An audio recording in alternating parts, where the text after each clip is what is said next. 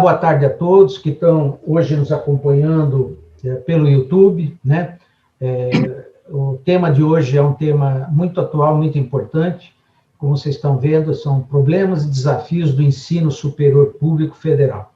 E o nosso palestrante hoje, que é o professor Simon Schwarzman, que todo mundo conhece, é uma pessoa que dispensa qualquer tipo de apresentação.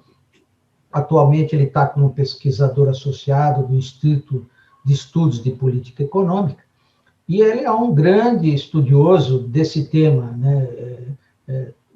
Na área de educação, é uma das pessoas mais respeitadas. Então, hoje, ele vai estar com a gente, vai procurar inicialmente fazer uma apresentação inicial, utilizando alguns slides. Em seguida, após a apresentação dele, a gente vai voltar para essa tela que vocês estão vendo, e a gente vai trazer perguntas, eventualmente, das pessoas que estiverem nos acompanhando pelo YouTube, ou mesmo discussões que a gente vai estar fazendo a partir da apresentação, que vai motivar, eventualmente, algum detalhamento, alguma explicação adicional. Então, eu queria, mais uma vez, agradecer ao professor Simon por ter aceito, e passo a palavra diretamente para ele, para dar início à apresentação. Por favor, professor Simon. Obrigado, é um prazer muito grande estar aqui. Aqui agradecer ao professor Hélio pelo convite, pela oportunidade de discutir esse assunto. O que eu gostaria de fazer é dar um pouco o contexto, não é, de onde é que está situada a educação superior feito o sistema federal no quadro brasileiro, e depois falar sobre a questão de custos, a questão financeira, que é muito importante, e a questão também do tipo de atividade, do tipo de maneira como funciona esse sistema comparado com o contexto mais amplo. Eu vou fazer uma apresentação, espero que talvez não leve os 30 minutos, porque a parte realmente mais interessante é a conversa que nós podemos ter a respeito desses pontos. E eu gostaria de começar com essa apresentação aqui, com esse gráfico, que ele mostra a expansão do sistema brasileiro desde os anos 80 e até recentemente. Aqui o gráfico está indo até 2016, mas ele continua, não é? O que a gente nota, principalmente, é como é que o sistema federal, que é a linha azul, não é? Ele teve um pequeno crescimento a partir do ano de 2000, teve um crescimento um pouquinho maior a partir de 2004, 2007, não é? Mas nada comparado com a enorme expansão do sistema privado, não é? Nós temos, hoje em dia, algo da ordem de 1 milhão e um pouco mais de estudantes do ensino superior federal, e nós temos um total de 8 milhões e meio de estudantes de nível superior no Brasil, e 75% disso é privado. A primeira pergunta que se coloca aqui é por que o sistema federal, que foi pensado como o principal sistema de educação superior do país, não conseguiu crescer e não conseguiu desempenhar esse papel e perdeu lugar para o sistema privado. O sistema estadual, que é a linha laranja, que está aqui também, ele também se mantém no nível bastante pequeno, menor ainda que o sistema federal. Então, nós temos essa situação, que é uma situação que precisa ser entendida. Eu tenho uma explicação dessa situação, e a explicação é que o sistema federal ele foi pensado num modelo que é um modelo que vem lá da reforma de 68, da chamada Universidade da Pesquisa, a universidade onde os professores são de tempo integral, onde se diz que a pesquisa e a pós-graduação e o ensino andam juntos. Isso custa caro, isso significa um quadro de professores em tempo integral, e isso tudo faz com que o sistema ele tenha pouca capacidade de atender a muita gente. Não é? Ele é caro, ele não consegue se multiplicar muito e o custo por aluno é relativamente alto. Esse quadro seguinte, que eu quero mostrar aqui, é um trabalho que eu estou fazendo com o professor Roberto Lobo. Nós estamos fazendo uma tentativa de fazer uma tipologia do ensino superior brasileiro, pensando não tanto no aspecto formal, se é uma universidade, se é uma faculdade, se é um centro universitário, mas o que eles fazem efetivamente. Eu não vou entrar muito nisso, porque o nosso tema é as federais, mas eu gostaria só de mostrar nesse quadro algumas coisas importantes. Primeiro, nós temos no Brasil 2.500 instituições de ensino superior, não é? 19 instituições privadas sozinhas, elas atendem a 25% mais ou menos de toda a educação superior brasileira, né? São grandes empresas de venda de serviços de ensino. Nós temos 16 instituições que nós chamamos de instituições de grande porte com pós-graduação alta. Pós-graduação alta significa que 20% ou 25% dos alunos estão em cursos de pós-graduação. Nós estamos falando aqui de USP, estamos falando de Unicamp, Universidade Federal do Rio de Janeiro, talvez Universidade Federal de Minas Gerais, não é? E nós temos um número pequeno de instituições, Universidade como Federal do ABC, algumas outras que são públicas, que elas são relativamente pequenas, e elas também têm uma proporção relativamente alta de alunos de pós-graduação e, consequentemente, também alguma atividade de pesquisa mais intensa. Mas nós temos aqui no número 5, 124 instituições que são públicas, uma boa parte delas são federais, elas atendem a 1.300.000 alunos e elas são estritamente instituições de ensino, não é? Eu acho que eu queria falar um pouco dessa diferenciação entre as instituições, dentro do contexto das federais, entre instituições que se aproximam um pouco mais desse modelo ideal, que é o modelo da instituição de pós-graduação, e aquelas que fazem outras coisas, não é? Eu olhando o sistema federal, como é que é o sistema federal hoje? Ele tem 63 universidades, isso é uma classificação, o dado do Ministério da Educação, do Censo da Educação Superior, com 1.300.000 alunos. Nós praticamente não tem faculdades e centros universitários, existem 40 institutos federais, que eram antigas escolas técnicas de nível médio, que em algum momento se transformaram em instituições equivalentes à universidade. Elas atendem a cerca de 203.000 alunos. Não é? As universidades são as que têm algum tipo de atividade de pesquisa, dado pela publicação do professor, e elas têm cerca de 15 alunos por professor. Deixa eu avançar um pouquinho em relação a isso. Se eu olhar esse mesmo dado das federais, do ponto de vista daquela tipologia que eu tinha mostrado anteriormente, não é? Então, eu tenho 3 tipos de universidades, de instituições federais, nessa minha classificação. As grandes universidades, que eu estou chamando aqui de multiuniversidades, porque elas fazem muita coisa, elas têm hospitais, elas têm atividade de ensino, de graduação e pós-graduação, têm pesquisa. São 12 instituições, elas atendem a cerca de 500.000 alunos. Nós temos 11 instituições pequenas, que também têm um perfil parecido, mas de um porte menor, elas atendem a 150.000 alunos. E nós temos 79 instituições federais que atendem a 861.000 alunos, ou seja, mais do que o dobro, né? Mais do que a soma das outras duas, né? E elas praticamente não têm atividades, ou têm muito pouca atividade de pós-graduação, né? Aqui eu tenho percentagem de alunos em pós-graduação, no primeiro grupo 22%, no segundo grupo 20%, no terceiro grupo 8%. Se eu olhar o número de professores doutores, essas universidades mais orientadas mais intensamente para a atividade de pesquisa e de pós-graduação, cerca de 80% a 85% dos professores são titulados como doutores. Mas se eu olhar o dado de professores contratados no regime de tempo integral e dedicação exclusiva, eu vou encontrar aqui, na verdade, 90% ou até mais dos professores têm esse regime de trabalho. Se eu olhar o dado de publicações por professor, né, que é uma indicação de se eles estão efetivamente envolvidos em pesquisa, nos 2 primeiros grupos eu tenho um número que vai entre 3 e 5 publicações ao longo do tempo nas bases de dados internacionais, publicações de circulação internacional. Nas outras eu tenho somente 2 publicações. O outro dado, que é um dado muito impressionante, é a porcentagem de alunos que termina o curso depois de 8 anos. Se nós olhamos, e esse dado é muito impressionante para toda a educação superior brasileira. Ser quase, no Brasil inteiro, cerca de metade dos alunos que entram no ensino superior não terminam. No setor público federal é um pouquinho melhor.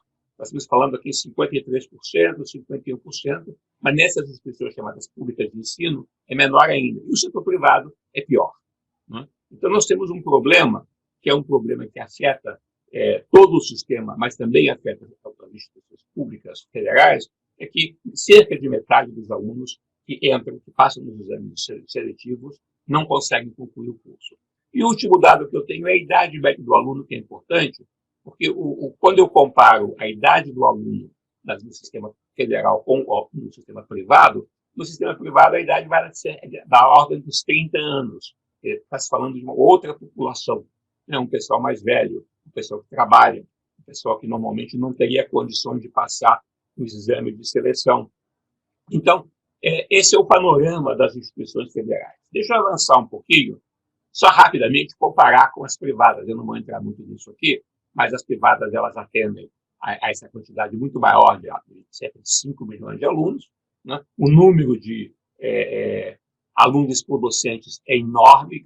Essas 19 instituições, que são essas que hoje em dia, grande parte do que elas fazem é por cursos à distância, elas têm mais de 100 alunos por professor, enquanto nas universidades públicas é da ordem de 15, né? Alunos, em grande parte, provenientes de escolas públicas, né? A taxa de conclusão é da ordem de 40%, das federais é de 50%, e a idade média dos alunos é de entre 25 e 30 anos de idade. Então, esse é o contraste, digamos, entre o sistema federal e o sistema público, especificamente federal. E os institutos federais de educação, ciência e tecnologia? Esses institutos foram criados com a ideia de que eles iam desenvolver uma dimensão do ensino superior brasileiro, onde nós não temos prática, temos muito pouco, que é a chamada formação tecnológica. Se eu comparo o Brasil com outros países, Estados Unidos, vários países europeus, etc., uma grande proporção das pessoas que terminam o ensino médio, elas não vão fazer curso universitário. Elas adquirem uma formação que a gente chama de vocacional, né, que as coloca já no mercado de trabalho, seja pela qualificação que elas adquirem já no ensino médio, seja num curso adicional, nos Estados Unidos, nos community colleges, na Europa, escolas técnicas de diferentes tipos, outros países da América Latina, Chile também, Argentina, né? Uma parte importante dos alunos que eles adquirem uma formação que os qualifica e de uma maneira mais prática no mercado de trabalho, e isso, evidentemente, evita que esses alunos entrem no ensino superior e muitas vezes não consigam terminar. O que acontece com os institutos federais? Né? Eles, na verdade, têm cerca de 200 mil alunos, eles ainda mantêm uma rede de escolas técnicas de nível médio, cerca de 340 mil alunos, mas a formação que eles fazem são bacharelados e licenciaturas, e só 30% desses alunos fazem atividade, são os cursos tecnológicos.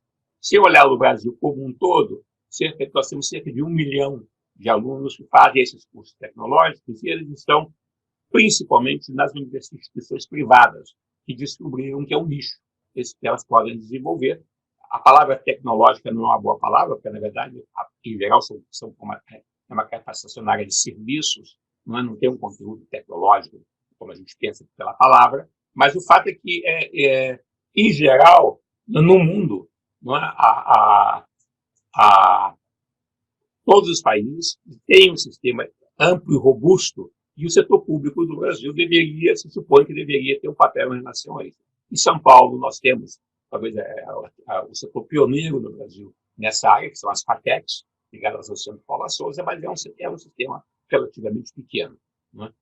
Então, essa é uma carência que é bastante grave. Aqui eu tenho o dado sobre quem é que dá esse tipo de curso. Né? As grandes privadas, as outras privadas, as públicas estão aqui no final. O que eu concluo desse panorama? Eu concluo desse panorama que as instituições federais elas acabam sendo instituições bastante elitistas na sua intenção, na medida em que elas são seletivas, é difícil entrar, não é? Elas não conseguem absorver muita gente, não é? As pessoas que entram, digamos, por ação afirmativa ou por algum tipo de apoio, talvez, em uma boa parte, elas não terminam, porque o curso, elas acabam sendo excluídas pelo processo, pelas próprias exigências dos cursos, e elas são muito caras, elas acabam ficando muito caras porque elas têm que manter um quadro de professores de tempo integral, mesmo aquelas instituições que, na verdade, não têm pesquisa, têm pouca pós-graduação, né, e um número muito menor de professores e doutores. Né? Como é que isso afeta a questão do custo? Vamos para esse segundo ponto. Essa é uma tabela feita pela... Eu tinha duas tabelas aqui. Eu acho que eu vou ficar só com essa no momento, mas esse é um levantamento do Instituto, da Instituição Fiscal Independente, que fez um levantamento sobre os custos das universidades federais, aqui excluindo os institutos federais, nos últimos anos. Eu tenho aqui em azul o custo de pessoal, ele vai subindo, né? Quer dizer, apesar de que a matrícula no ensino superior federal não cresceu muito nos últimos anos, ela tem se mantido mais ou menos estagnada, o custo de pessoal ele vem aumentando. O custo da previdência, em termos de aposentadoria e pensões, ele vem aumentando. Né? A consequência disso é que, como o orçamento geral não aumenta, o dinheiro para custeio, que é a manutenção diária das instituições, vem se mantendo estável, mas vem diminuindo, e o custo de investimentos ele é próximo de zero, 1 ou 2%. Né? Então, nós temos uma situação aqui, que é uma situação muito complicada, porque, digamos, eu acho que a discussão não é uma discussão se esse governo ele gosta ou não gosta das universidades. Eu acho que não gosta. Né? Quer dizer, nós temos vimos no passado, né, com o anterior ministro da Educação, uma atitude muito hostil em relação ao sistema federal. O atual ministro, aparentemente, não tem essa mesma atitude hostil, mas também nós não vimos nenhuma política mais específica para o setor até agora. Mas existe um problema estrutural que eu acho que tem a ver com essa combinação de um custo muito alto, né, um custo de pessoal crescendo meio que automaticamente, e as aposentadorias também crescendo, e um orçamento federal complicado, que esse ano vai se complicar ainda mais por causa da epidemia. Né? Eu acho que isso coloca uma situação que é a situação de que o sistema federal ele precisa se repensar e ver como é que ele pode se adaptar a uma situação que ela não vai voltar ao que era antes. Nós não vamos voltar a um tempo, não é, em que simplesmente vai se continuar contratando mais professor, vai continuar investindo. Então, eles só dão cursos de os colleges, as instituições só dão mestrado. Né? As instituições têm níveis diferentes de atribuição. Né? Então, quando eles fazem uma classificação, eles têm o que eles chamam de universidades de pesquisa, que são as universidades que têm direito de dar curso de doutorado. No Brasil, em princípio, qualquer instituição de nível superior pode dar um doutorado, ainda que tenha que passar pelo crivo da CAPES. Do ponto de vista formal, todas podem dar o mesmo título. Né? E há uma suposição que os títulos de graduação são todos iguais, tanto que existe um exame nacional de avaliação que avalia todo mundo pela mesma prova. Né? Eu achei muito importante que as instituições comecem a tomar em consideração o seguinte: o que elas efetivamente fazem, o que elas conseguem fazer. Né? Se essa instituição está fazendo ensino para alunos que não são os mais qualificados, né? Mas eles podem adquirir uma formação que vai ser útil para eles na vida e ter uma contribuição para o mercado de trabalho, é uma atividade importante. Se ela está atendendo a uma população mais velha, que não teve uma boa qualificação, como faz grande parte do setor privado, se ela fizer isso de maneira adequada, também é uma contribuição importante.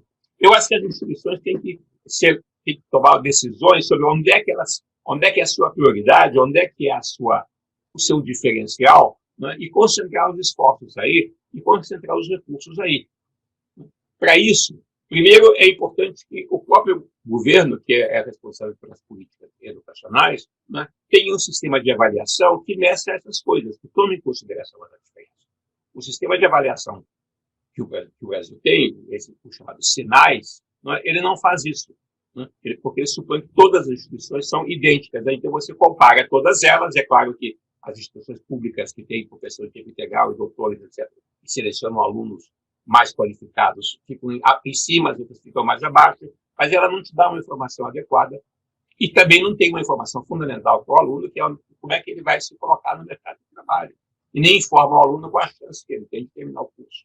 Né? Então, eu acho que é muito importante que o sistema de avaliação comece a identificar com as instituições, mas qual é o diferencial? O que vocês podem fazer? estão querendo formar pessoas em que áreas, né? Em que nível, com que tipo de qualificação, e como é que vocês estão lidando com a questão do abandono do aluno, né? Como é que você ajusta o que você está ensinando ao perfil do aluno que você recebe, né? Então, o sistema de avaliação tem que apontar essas coisas. E as instituições têm que ter condições de responder a um sistema desse tipo, né? E hoje em dia elas não têm condições de responder porque elas são presas num sistema muito formal de serviço público, né? Há uma rigidez muito grande, elas não podem contratar professores com níveis salariais distintos. A gente poderia pensar, por exemplo, que uma instituição que se dedica fundamentalmente ao ensino, ela não tem que ter 90% de pessoas de retiro de tempo integral, ela podia ter um pouco pequeno de 15% ou 20% de professores em tempo integral e ter um grupo muito grande, como tem o setor privado, de professores conferencistas de tempo parcial que estão trabalhando em suas atividades e trazendo para as universidades a sua experiência profissional no mercado de trabalho, né? Por que o setor público não faz isso?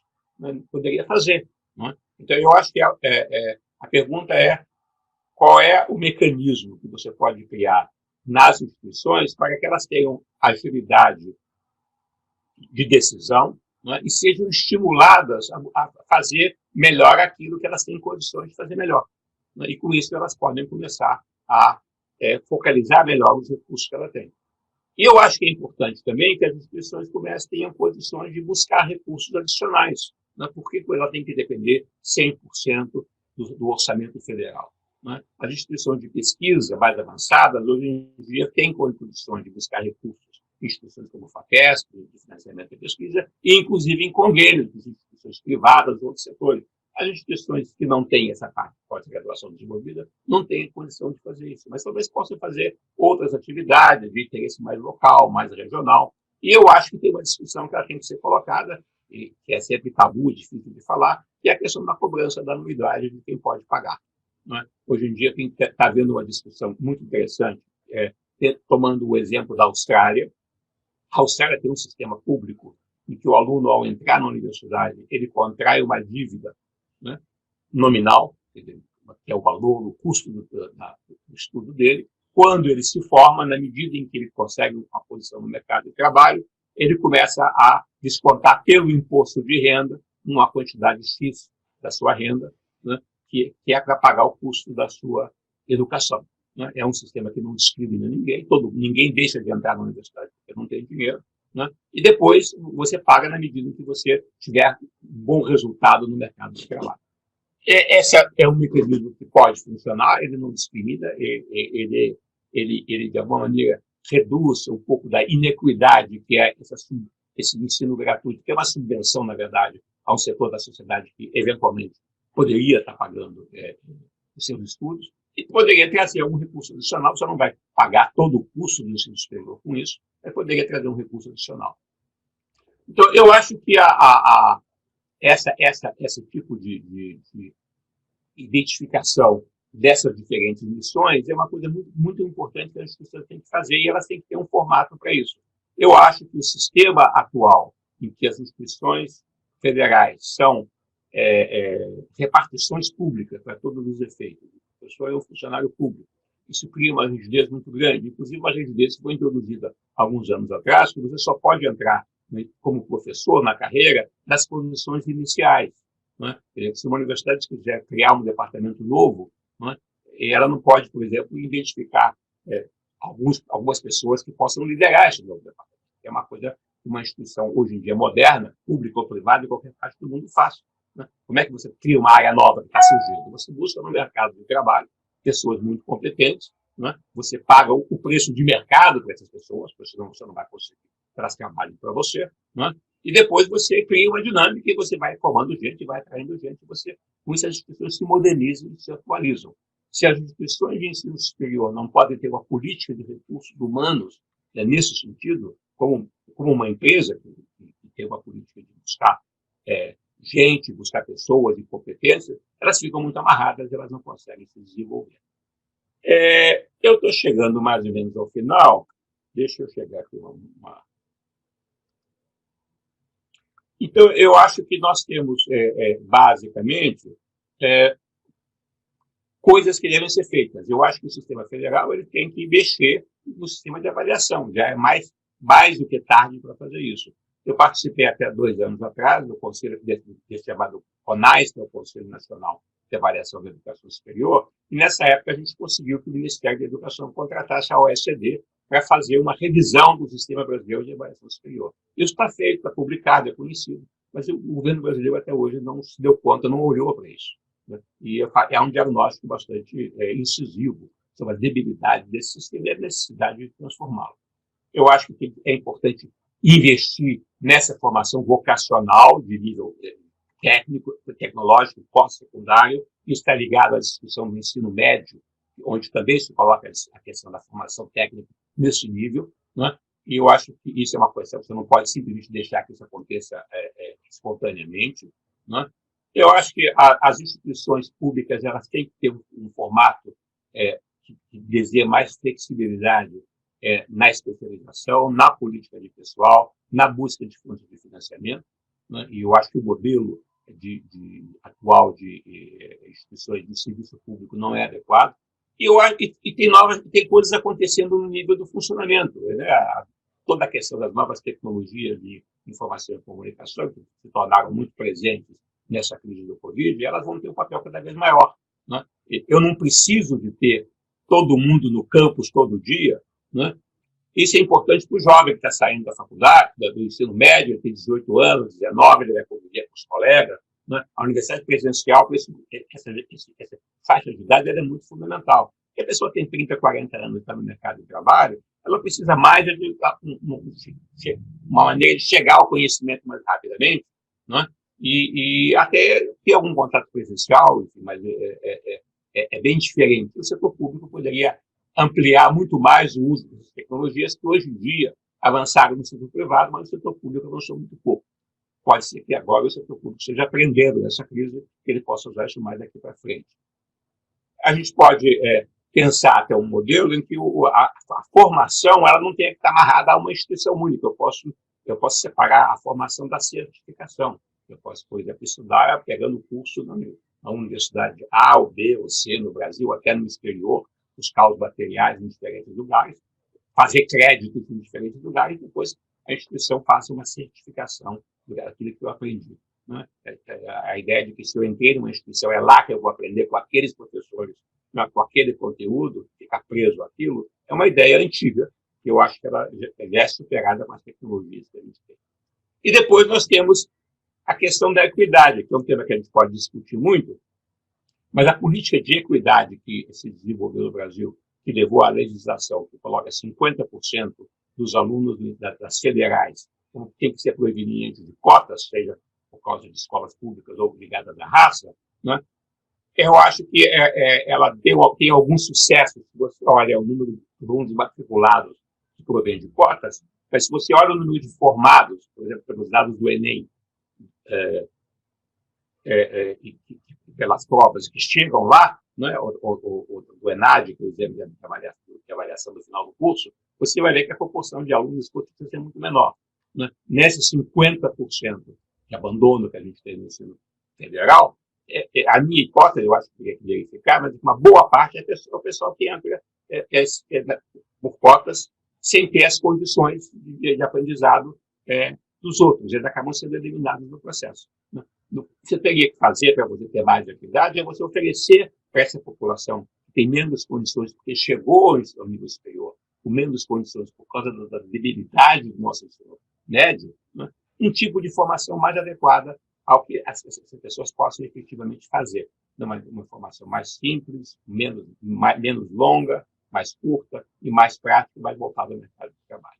Enfim, eu vou terminar por aqui. Eu acho que esse é a questão que eu queria dizer. Em resumo, né, nós temos um modelo que vem lá de 68.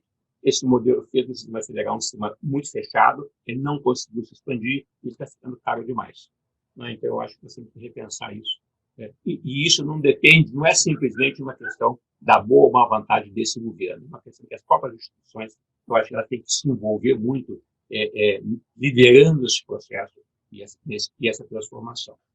Eu acho que eu vou terminar por aqui e a gente poderia, então, passar para a parte de perguntas e comentários.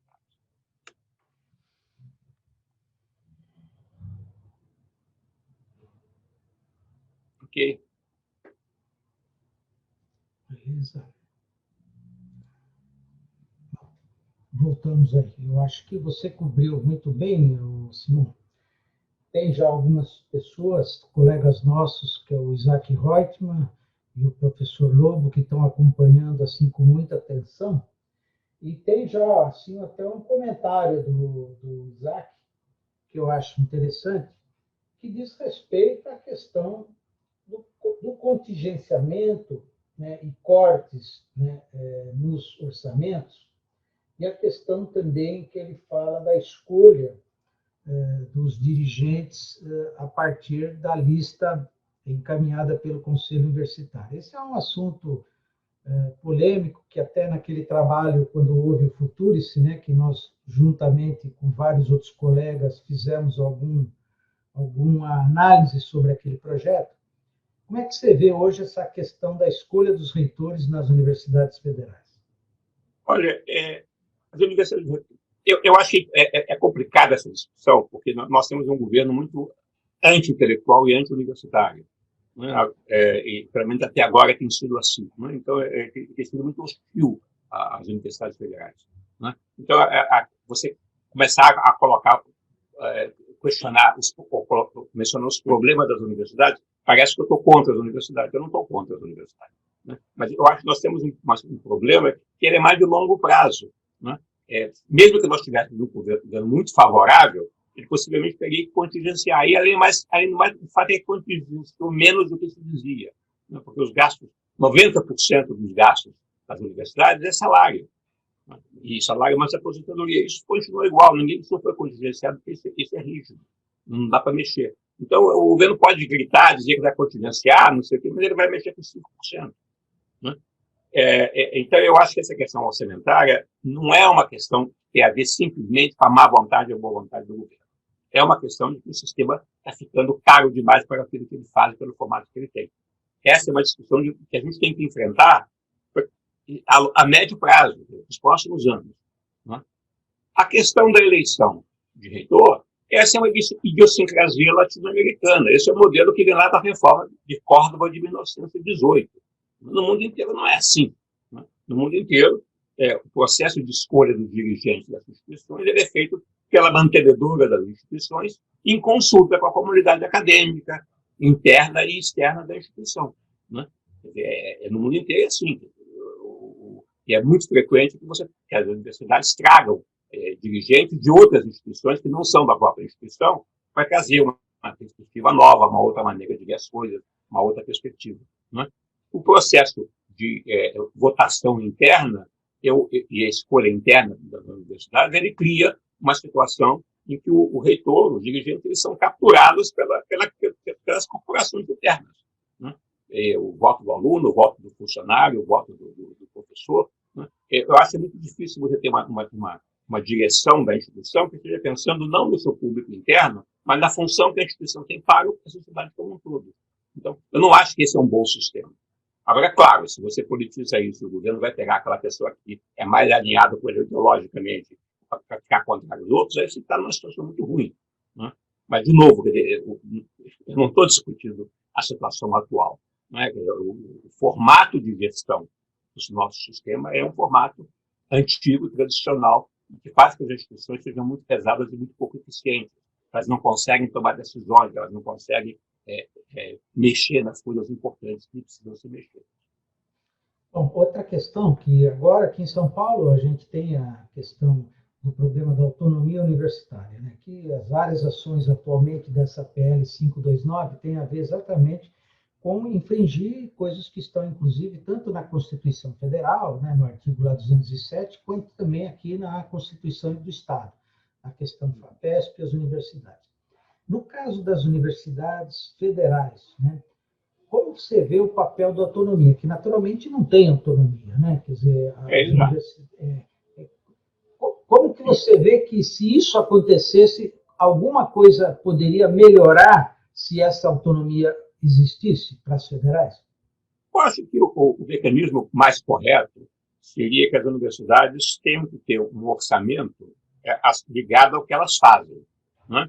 Então, ela diz, ou outras partes do mundo. Né? Nós pretendemos formar tantos alunos, né, em tais áreas, isso vai custar X, né? Nós pretendemos desenvolver pós-graduação, pesquisa e atividades de diferentes tipos, tem um orçamento em função desses custos, e o governo faz um contrato com a universidade, né, que é um contrato que não deveria ser mês a mês ou ano a ano, né, deveria ser um contrato de 2 anos, ou plurianual, em que as instituições têm que cumprir esse mandato, esse acordo, né, esse pacto, digamos, que elas fazem com a sociedade. Né, e quem decide esse valor, esse montante, seria o Congresso, que, na verdade, é que aloca o orçamento. Mas eu acho que, uma vez alocado o orçamento, a instituição tem que ter autonomia para gerir o orçamento.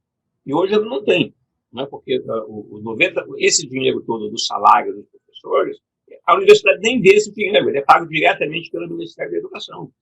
Né? Então, na verdade, o dinheiro que chega na mão da reitoria é o dinheiro do custeio. Né? Então, é uma economia, do ponto de vista gerencial, é uma economia fictícia. Né? O governo dá algumas vagas para você contratar professores, quando dá as vagas, dentro de um formato muito rígido dos nossos concursos.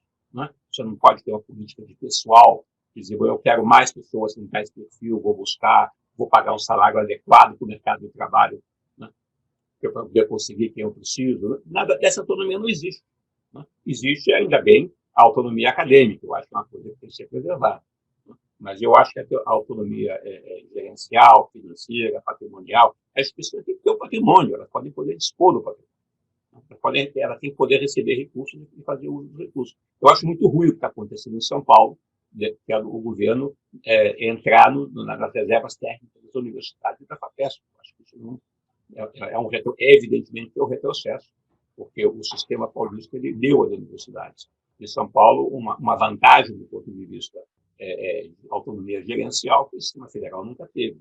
Né? E seria muito triste que isso desse para trás. Outra questão que também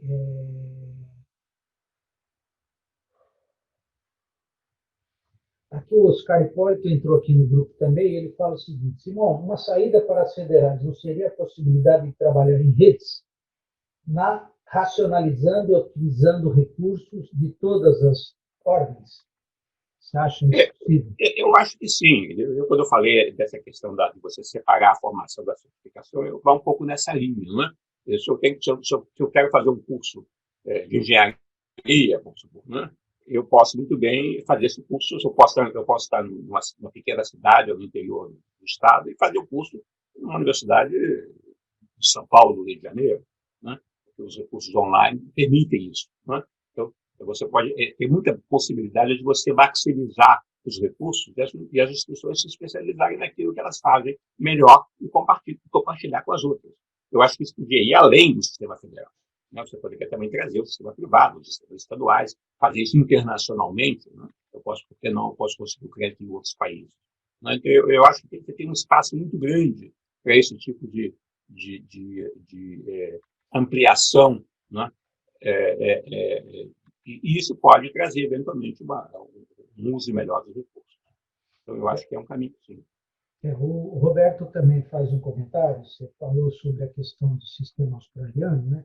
Então, ele acha que ele vê muita dificuldade para implementar no Brasil, principalmente pelo nosso sistema judiciário. Você também entende isso também, essa dificuldade dessa interferência do judiciário? Eu não sei nesse momento se isso é um problema muito grande. Certamente, em geral, é um problema. Né? Eu estou pensando onde é que ele afeta diretamente as universidades federais, eu não vejo muita clareza. Né? Claro que o sistema é muito rígido. Né? Mas, por exemplo, você tem várias instituições hoje em dia na área da pesquisa, o exemplo do INPA é um deles, uma coisa mais notória, que elas passaram para o modelo das organizações sociais, né? E elas são geridas segundo as regras do direito privado, mas continuam sendo instituições de fins públicos, com objetivos públicos, e funcionam muito bem. Né? Eu acho que esse formato é o formato que, na verdade, muitas universidades tinham no passado. Elas eram fundações. A Universidade de Brasília ela foi criada como uma fundação. Até hoje tem o nome fundação, eu acho, no nome. Na prática, não são mais fundações, porque elas não têm mais a autonomia que tinham as antigas fundações. Né? Mas eu acho que você voltar a um formato de direito privado, com regras de contratação, com instituições com carreiras próprias, só não tem porque tem uma carreira nacional do ensino superior, não é a carreira da Universidade Federal do Rio de Janeiro, não tem que ser igual à da Universidade de Roraima, né? Elas podem ter carreiras diferentes, para diferentes tipos de perfis, atendendo às condições de mercado local, enfim, não há nenhuma razão para isso, né? Mas no formato de serviço público você não tem como escapar disso, né? Então eu acho que você não conseguir sair disso, e de novo as pessoas dizem, não, então você está querendo privatizar. Eu não estou querendo privatizar, não é? Quer dizer, no mundo inteiro as instituições públicas têm essa possibilidade, né? O fato de ser pública não significa que tem que estar dentro do formato rígido do serviço público, né? Então são duas coisas diferentes. Num web seminário que eu fiz com o professor Rodenberg, eu perguntei para ele qual que é a dificuldade que a gente até hoje não conseguiu implantar um plano de Estado para a educação, né? Seja básica, seja superior, a gente não conseguiu ainda. E no caso do ensino superior, ele fez um comentário que ele acha que o momento em que houve aí uma dificuldade, e que é uma grande dificuldade, é a questão da implantação do tempo integral, que foi realmente uma grande conquista, só que ela foi contemplada a todos, como você falou, de uma forma totalmente sem nenhum tipo de corte, por exemplo, né? Como que você vê essa questão, esse tipo de situação? Você acha que é possível ter meios, mecanismos para essa situação ser revista nas universidades federais? Porque hoje todo mundo é tempo integral, né? Eu acho muito difícil você... São duas coisas diferentes. Eu não sei muito bem quais são as regras. Eu acho que o sistema de educação exclusiva ele não é um direito adquirido do professor, né? A universidade pode muito bem colocar condições de alterar isso. Eu acho que talvez o contrato de tempo integral já seja uma coisa adquirida como funcionário público. Eu não tenho certeza do aspecto legal disso. Mas eu acho que a gente tem que pensar a longo prazo numa transformação daqui para frente, né? Com as novas contratações, com as pessoas que vão chegar, né? Há uma transição, há uma geração que já está nesse regime, ela vai continuar nesse regime, possivelmente, né, por muito tempo. Mas eu acho que isso, na verdade, é uma questão que afeta a todo o sistema, toda a questão, a discussão da reforma do Estado está aí, não é muito diferente. Agora, eu queria lembrar o seguinte: quando o Brasil introduziu o sistema integral, que tem a ver com a reforma de 68, quando o Brasil copiou o sistema americano, as pessoas não se dão conta que o Brasil copiou só a ponta do iceberg do sistema americano, que são as universidades de pesquisa. Olharam para Harvard, olharam para Yale, para as grandes universidades, aqui departamento de pesquisa, professor de tempo integral, todo mundo doutor. Não olharam para os 80%, 90% do sistema americano, que começa com milhares de community colleges de 2 anos ou 3 anos, colégio de 4 anos, as instituições dos estados não dão doutorado e não fazem cursos avançados, não dão uma formação profissional, né? E em cima disso você tem um pequeno da cereja do bolo que a gente copiou, né? E como nós ficamos só com a cereja do bolo, sem o bolo, né, eu acho que nós estamos pagando esse preço, né? Porque nós não pensamos, e por isso que eu insisto muito na questão da chamada educação tecnológica ou vocacional, porque essa é a grande base, né? Esse sistema que nós temos foi pensado quando nós tínhamos 100 mil alunos. Agora nós temos 8 milhões e meio, e é pouco, né? Você não pode ter um sistema de 8 milhões e meio andando para a direção dos 10 milhões ou mais, né, nesse modelo. Isso não existe no mundo. No mundo todo, quando você massifica o ensino superior, você diferencia, você tem instituições de diferentes tipos atendendo diferentes públicos que chegam em condições diferentes, que têm interesses e têm motivações diferentes. O sistema público nosso nunca pensou isso, e sempre se olhou o sistema privado com uma espécie de desprezo. Não, isso aqui eles não estão fazendo uma coisa meio vagabunda aí que não está seguindo o nosso modelo. Só que essa coisa meio vagabunda hoje em dia tem de 75% da demanda, né? Então, eu acho que essa discussão ela tem que ser levada, tem que ser aprofundada. E eu acho importante que essa discussão não pode ser confundida, né, com o que esse governo agora está fazendo, porque esse governo é transitório, espero que seja, né? Espero que a gente tenha alguma coisa melhor mais para frente, mas o problema vai continuar. Deixa eu te perguntar, você comentou essa questão do sistema australiano, que o aluno, eventualmente, faz um contrato, né? E que após, então, ele complementar e ele, eventualmente, se colocar no mercado, ele poderia retribuir. tem vários estudos que, quando a gente começa a discutir isso, que, eventualmente, essa eventual fonte de recursos que viriam disso aí, ela é uma fração muito pequena do orçamento necessário para manter uma universidade, né? Você acha que vale a pena uma ideia de dar sequência nisso, tendo em vista qual que vai ser o retorno financeiro para as universidades? Eu não sei qual é o tamanho disso. É claro que se eu hoje for cobrar anuidade, quem puder pagar, né, dada a distribuição de... Hoje em dia se diz, não, os ricos vão para a universidade pública e os pobres para a universidade particular. Não é assim. Não é? Hoje em dia o perfil é muito parecido no setor público e privado. E tem muita gente que é classe média, gente mais pobre, que não tem condições de pagar. Se eu for ver as condições que os alunos atuais têm de pagar, eu vou ficar com um dinheiro muito pequeno. E eu acho que muita gente tem argumentado com razão que não vale a pena essa briga. Você vai ter uma enorme briga, uma enorme confusão e vai ficar com um dinheiro pequenininho no final. Agora, o sistema australiano é diferente, porque ele associa, o pagamento ele é condicionado à renda futura. Né? No Brasil, se você tem um nível superior, em média, você vai ganhar 3 vezes mais do que se você tivesse só um nível médio. Né? Então, se você diz, bom, quando você se formar, depois de 1 ou 2 anos, se você chegar a um certo patamar de renda, você vai começar a pagar uma proporção da sua renda, que vai crescer na medida que a sua renda crescer, né? E isso vai ser cobrado automaticamente pelo imposto de renda, que também é fundamental, porque o sistema tem que ser automático, né? Você talvez consiga um dinheiro substancial para o sistema de ensino superior. Eu não acho que você vai resolver o problema, você vai continuar tendo financiamento público. Eu acho que você não tem, eu não sei de nenhum lugar onde, e além do mais, mesmo que fosse um dinheiro importante, vai demorar. Se você começar esse sistema hoje, ele vai começar a ter resultado daqui a 10 anos. Né? Você tem que se formar, vai ter que começar a trabalhar, né? Não é uma coisa agora. Né? Eu acho que não se trata de tirar o subsídio público, eu acho que tem que continuar. Tem que ser focalizado, né? Mas ele tem que continuar. E o sistema australiano é independente de qualquer que seja o perfil do aluno, todos vão seguir a mesma regra, é isso, né? Todos seguem a mesma regra. Entendi. Outra coisa que eu queria que você detalhasse um pouco é essa questão do papel das fundações, né? Exatamente, você citou até o caso do INPA, né, que é uma organização social e tal, e que tem funcionado bem. Você vê a possibilidade concreta, né? Por exemplo, eu vejo na USP, né?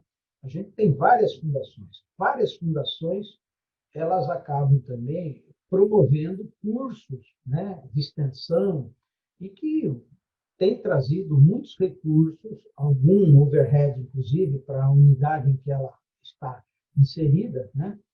E, claro, remunera vários professores também, que eventualmente trabalham à noite, ou trabalham ao sábado, domingo, né? E recebem alguma coisa. Você acha que a questão da implantação da fundação nas universidades federais, como, por exemplo, foi colocado lá no Futuros, ela pode ajudar a melhorar a questão atual das universidades federais? Eu acho que você tem que poder. É diferente da situação atual, em que a universidade ela está no regime público e a fundação ela é complementar, não é? Ela traz um adicional. Não é? Eu acho que elas fazem um papel importante, elas trazem mais recursos, dão flexibilidade de uma série de coisas, eu acho importante, mas quando você tem o exemplo do INPA, você poderia pensar que a USP virasse uma fundação, né? Com mais flexibilidade para fixar salários. Por que ela tem que se amarrar ao teto do Estado? Ela não tem que se amarrar ao teto do Estado. Né? Em algumas áreas, a USP está perdendo professores do setor privado, que conseguem atrair talentos que a USP não consegue mais, a Unicamp. Por que ela não pode competir em termos de salário com outras? Não é todo mundo, alguns departamentos o mercado não vai pagar muito, o outro vai pagar mais. Por que todo mundo tem que ter o mesmo salário? Né? Por que eles não podem ter flexibilidade para usar melhor o espaço que tem, né, para terceirizar, cobrar o estacionamento, enfim, usar outra maneira de conseguir recursos? Né? Eu acho que há um formato com mais flexibilidade, você pode fazer muitas dessas coisas. Claro que você tem que ter um mecanismo de controle, como qualquer instituição tem que ter. Você tem que ter um conselho, alguém que supervisiona, tem que ter um conselho fiscal, tem que ter normas estabelecidas sobre isso. Essas coisas não são simplesmente sair de um sistema e depois ir para um vale tudo. Né? As instituições vão ter regras de contratação, de promoção interna, mas, enfim, como qualquer instituição séria tem que ter. Né? Mas eu acho que seria um avanço importante você sair da camisa de força do regime jurídico de funcionalismo público.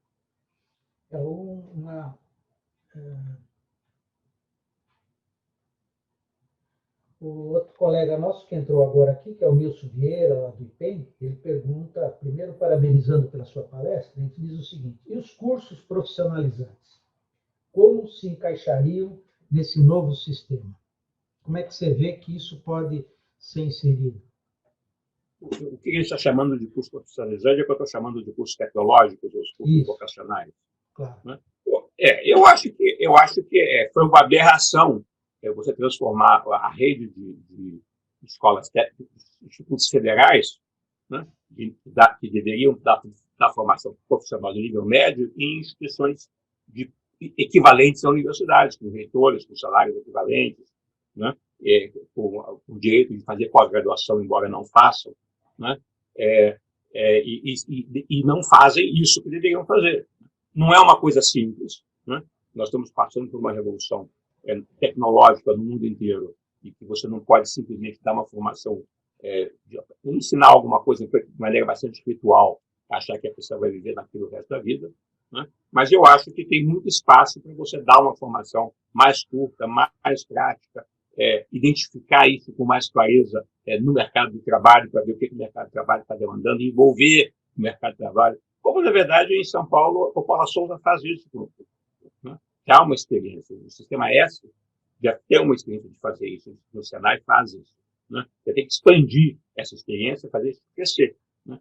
E eu acho que tem que ter uma política governamental de estimular isso de maneira mais sistemática. Né? Houve o Pronatec, que foi um programa muito ambicioso e muito caótico, alguns anos atrás, que as avaliações são muito negativas, né? Mas a ideia de que você tem que concentrar recursos numa formação desse tipo, eu acho fundamental. E as instituições públicas, elas têm que assumir mais esse papel. Você não pode ter um sistema que você, por um lado, diz, não, nós temos uma política preocupada com a equidade social, e por isso nós temos uma política de cotas, e, por outro lado, você não dá uma formação de interesse prático no mercado de trabalho e espere metade dos seus alunos. Essa situação eu acho muito, muito ruim. Tem que ser. Pela transparência que você colocou, dá a impressão clara que os institutos federais, esses 40 que você citou, eles perderam o foco, na verdade, certo? Eles não estão mais... pelos números, inclusive, do que está sendo formado e tal, porque aquilo ali está bem claro, né? O que eles estão produzindo. Né? E mais um detalhe, o aluno dos cursos médios que eles têm também, né, vão para as universidades, né? Porque como eles são instituições relativamente caras, são seletivas, né? Eles conseguem um número relativamente pequeno de alunos, 100 mil, 150 mil, uma coisa assim de alunos, que eu coloquei esse dado, né? Que entram para o ensino médio, né? Mas, na verdade, eles não fazem uma formação de tipo vocacional para o mercado de trabalho. Eles estão se preparando para o exame nacional e para entrar para as universidades. Então, eu acho que essas instituições realmente estão desvirtuadas, elas não estão fazendo isso. E uma outra questão também que você colocou, que é a questão do processo de avaliação, que você comentou que quando você estava nesse órgão do Ministério, houve até uma parceria com a OECD e que houve, vamos dizer, um projeto, uma proposta que foi implementada, quer dizer, pelo menos existe as bases para esse trabalho e que aparentemente isso está engavetado ainda, é isso? Exatamente. Esse trabalho ele terminou no final do governo Temer, né? Que foi nesse período do governo Temer que começou, quando o trabalho ficou pronto, e veio, a questão da OECD veio ao Brasil, houve reuniões, houve seminários. Infelizmente, o INEP, que faz as avaliações, resistiu muito. Houve muita resistência, porque a atitude do INEP, não, nós sabemos que tem problema, mas nós vamos resolver tudo. Então, houve muita resistência. O fato é que o trabalho foi divulgado no finalzinho, ao apagar das luzes do governo Temer. Né? E o atual governo, que começou, não se achou na área da educação superior e não olhou para isso. Outra questão também, para você detalhar, é a questão da questão de cotas. Né?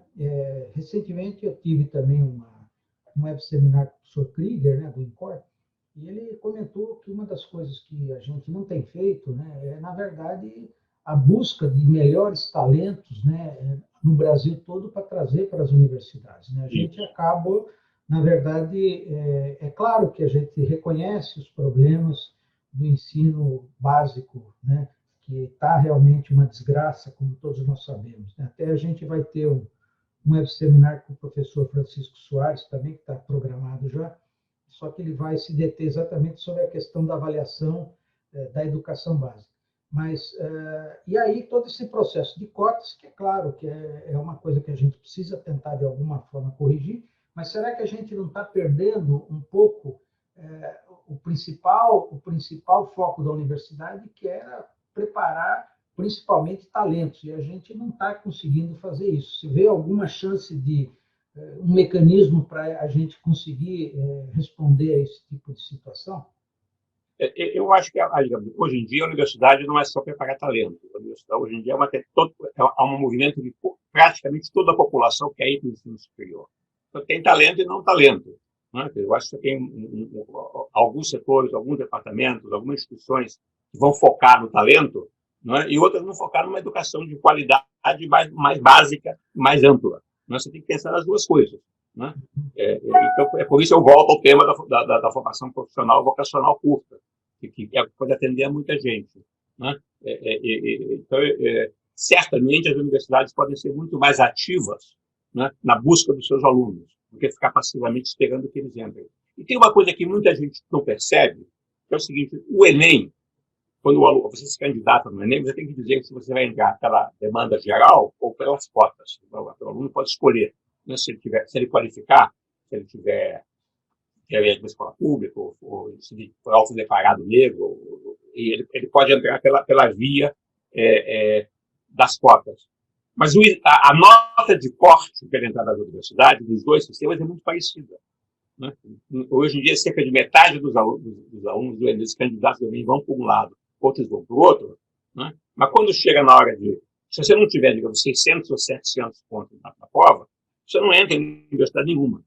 E se você tiver querendo entrar num curso mais competitivo, a diferença entre ser cotista ou não ser cotista, em termos da nota de corte, é muito parecida.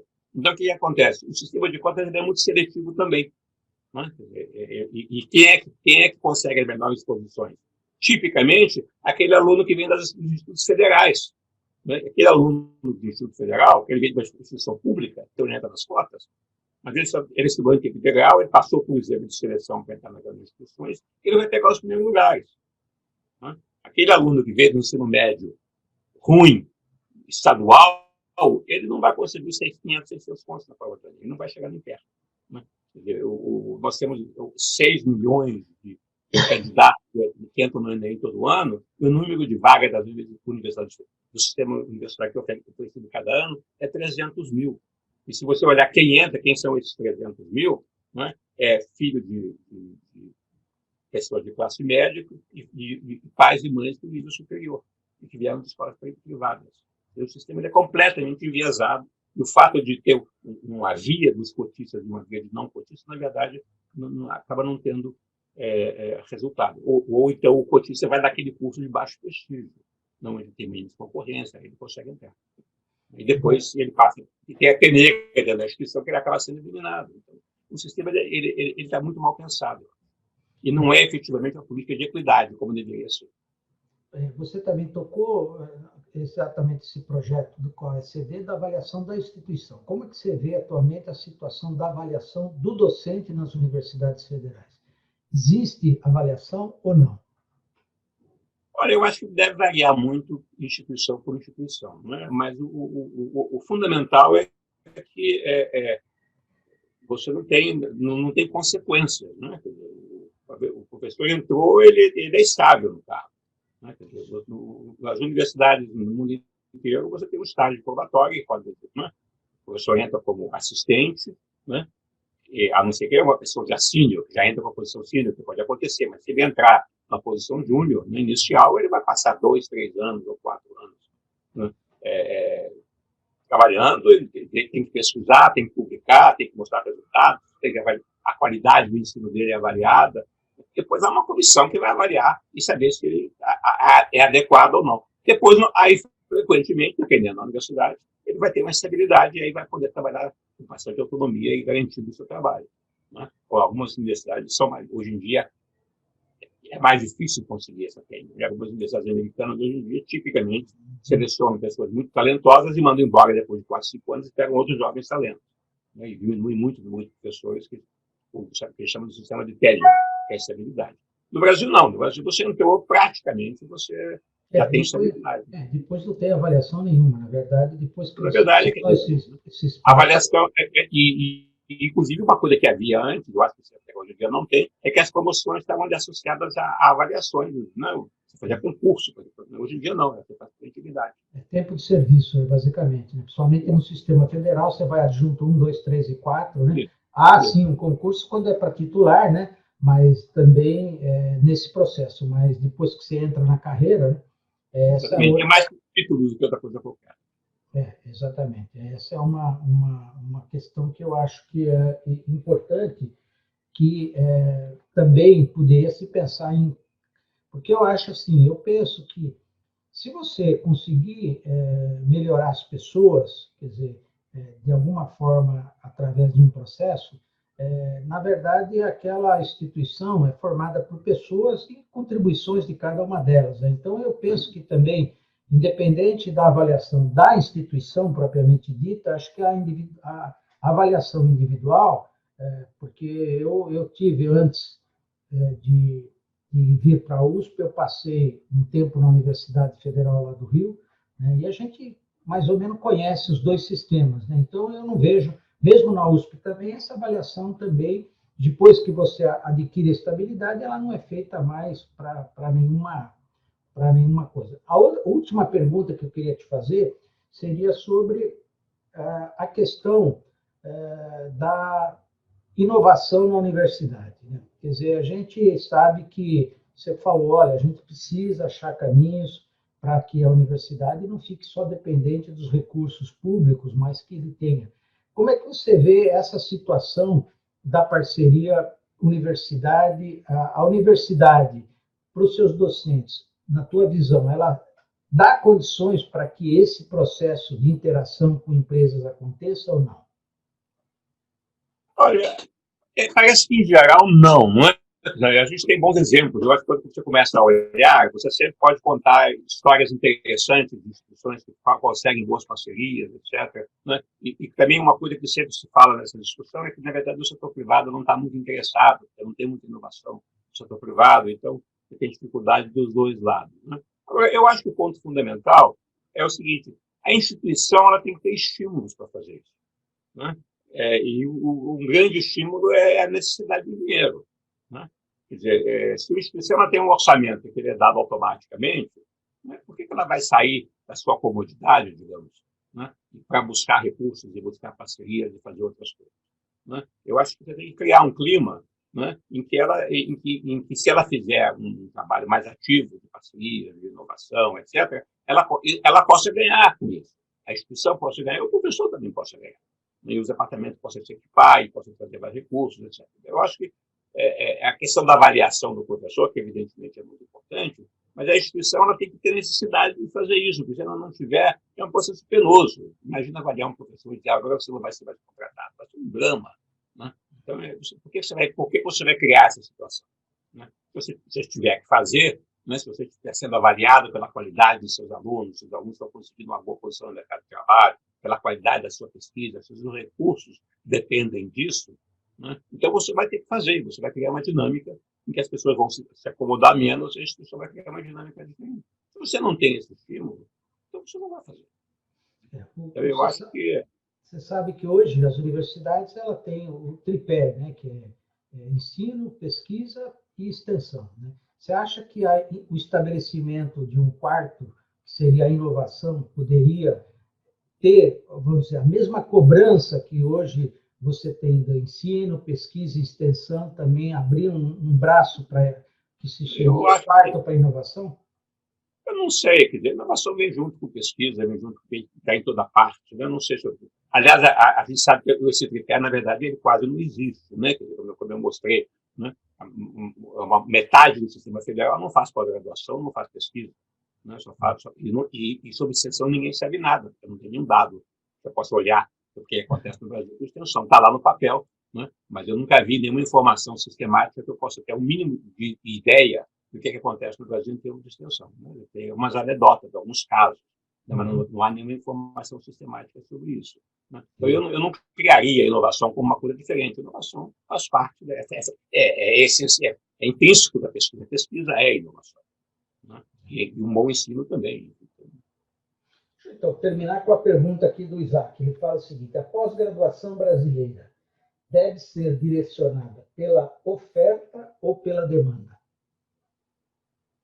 Eu acho que tem que ser as duas coisas, né? Quer dizer, eu acho que a CAPES está evoluindo no sentido de introduzir outros critérios que não os estritamente acadêmicos na avaliação dos programas. Isso é mais muito importante, né? Quer dizer, você diz que o programa é bom, ele tem publicações científicas adequadas, mas, além do mais, ele está tendo impacto, ele está tendo um efeito, ele está lidando com alguma coisa de interesse nacional. Daí eu acho que faz sentido você direcionar recursos onde você tem uma boa combinação de qualidade e impacto. Né?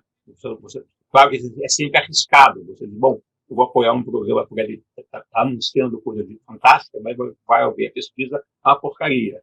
Né? Então, sempre há esse risco, né, de você se preocupar muito com o resultado e deixar a qualidade de lado. Mas eu acho que o sistema brasileiro de pós-graduação ele foi no extremo oposto. Nós temos um sistema estritamente acadêmico, onde você mede pela publicação em revistas internacionais. Então, e ele não valoriza, até agora não valorizava, esse outro lado, que é o lado do impacto, dos efeitos, do resultado da pesquisa e no dia a dia, na cooperação, as redes que se formam entre o setor público e outros setores. Então, eu acho que a gente tem que fazer esse pêndulo sair desse extremo muito acadêmico e mais para o meio, digamos. Não ir para o extremo oposto, que também seria um problema. Bom, a gente já chegou no fim, já até passamos 10 minutos, porque a conversa estava realmente muito boa. Eu queria, então, passar a palavra para você fazer suas considerações finais, para a gente poder encerrar, agradecendo mais uma vez sua excepcional palestra, que realmente vai servir de base para muitas ações que a gente vai estar fazendo dentro aí da educação superior. Por favor, Simão. Eu queria só agradecer a oportunidade de poder falar e poder conversar sobre essas coisas. Eu gostaria de insistir no meu ponto principal, é que a gente tem que ver se a gente consegue descolar a discussão sobre a natureza do sistema, onde é que ele está indo, da conjuntura do curto prazo. Por mais que a conjuntura seja importante, não é? A gente tem que pensar que nós temos um problema, né, um quadro que ele já vem do passado, que ele já vem se configurando, nós temos uma perspectiva do ponto de vista orçamentário para frente bastante complicada, né? E nós temos que pensar, e as instituições de ensino superior, elas é que têm que assumir esse papel. Eu acho que elas têm que tomar liderança. Esse é o ponto mais importante. Se a comunidade universitária e acadêmica não tomar liderança, né, ela vai sofrer, porque ela vai ter as consequências e ela não vai conseguir reagir. Ela precisa ir na frente, sair na frente e começar a fazer as coisas que devem ser feitas antes que o sistema comece a deteriorar, o que já vem ocorrendo em muitas áreas. Você não tem recurso, não consegue pagar, o aluno fica desestimulado, enfim, você cria todo um problema de degeneração, digamos, das instituições, que é tudo que a gente não quer. Exatamente. Essa